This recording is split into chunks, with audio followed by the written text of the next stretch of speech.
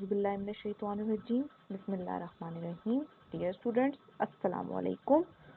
आज हम अपने उर्दू के समर टास्क का नेक्स्ट पेज करने जा रहे हैं। तो आइए स्टार्ट करते हैं। आपका फर्स्ट क्वेश्चन दिया हुआ है, मंदरजा ज़ैल जुमलों में मुज़क्कर इस्मों को मोनस और मोनस को मुज़क्कर में तब्दील करके ज़रूरी तब्दीलियों के बाद जुमले दोबारा तहरीर करें। ओके जी। अब मुज़क्कर और मोनस किस लिए यूज होता है? नर और मादा को अलग अलग डिस्क्राइब करने के लिए, बताने के लिए हम मुज़क्कर और मोनस यूज करते हैं। ओके, अब आपको फर्स्ट सेंटेंस क्या दिया हुआ है? माँ बच्चे को पढ़ा रही है। अब इस सेंटेंस को हम किस तरह चेंज करेंगे?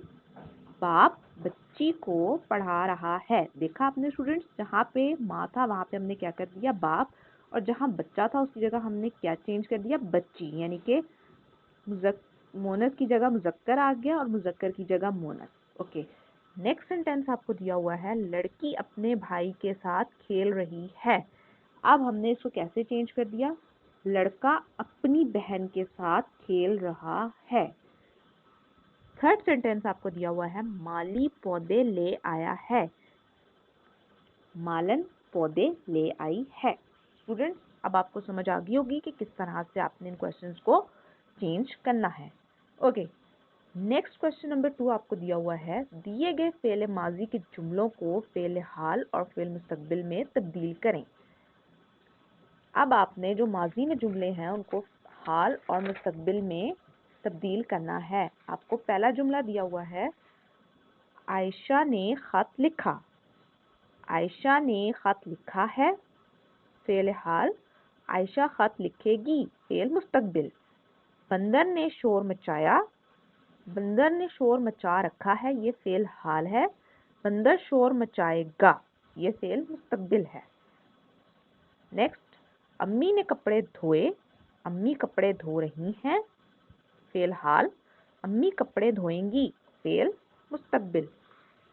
स्टूडेंट्स, आपको समझ आ गई होगी कि अब आपने इस तरह कैसे बाकी सेंटेंसेस को भी फेल हाल और फेल मुस्तकबिल में तब्दील करना है।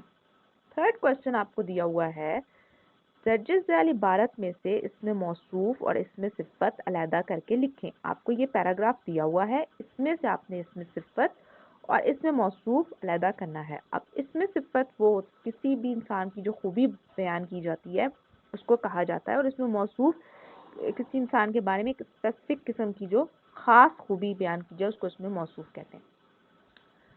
अली एक मेहनती तालिब इल्म है। इसमें मेहनती क्या है? अली की खूबी है कि वो मेहनती है, मेहनत करता है।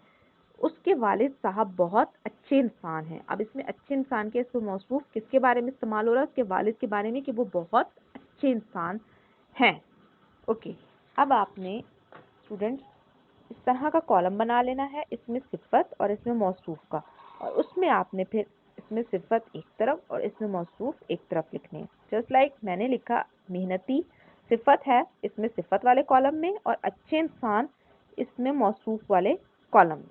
होप सो स्टूडेंट आपको समझ आ गई होगी किस तरह से करना है और आपको कोई प्रॉब्लम नहीं होगी।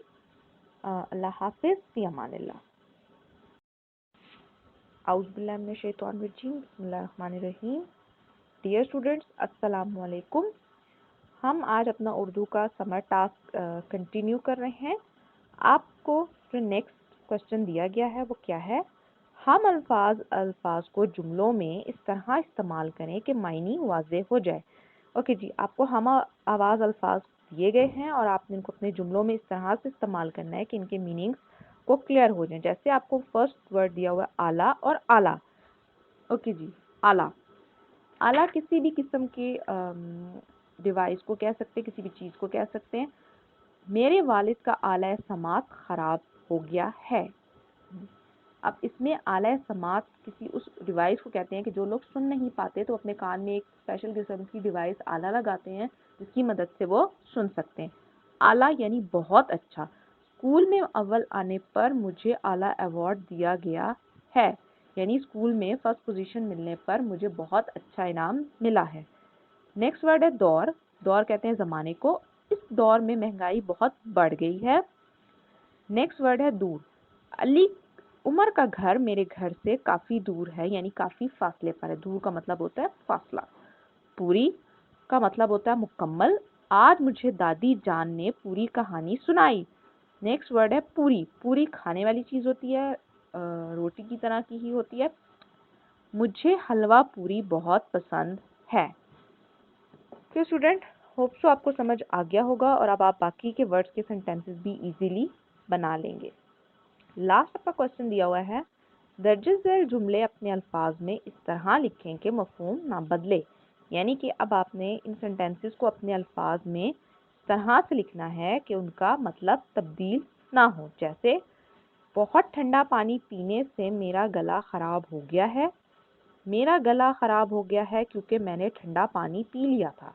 तो आपने स्टूडेंट देखा कि हमने इस सेंटेंस को अपने वर्ड्स में लिखा है लेकिन इसका मीनिंग चेंज नहीं हुआ।